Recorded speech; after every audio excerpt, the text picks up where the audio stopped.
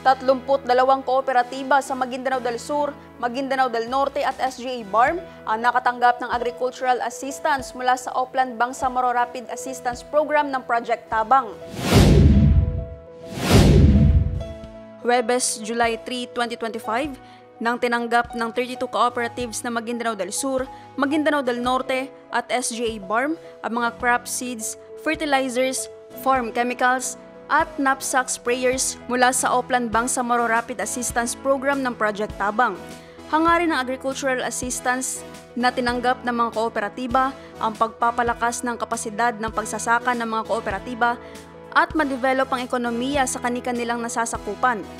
Ang Oplan Bangsamoro Rapid Assistance o OBRA ay sub-program sa ilalim ng Livelihood Unit ng Project Tabang.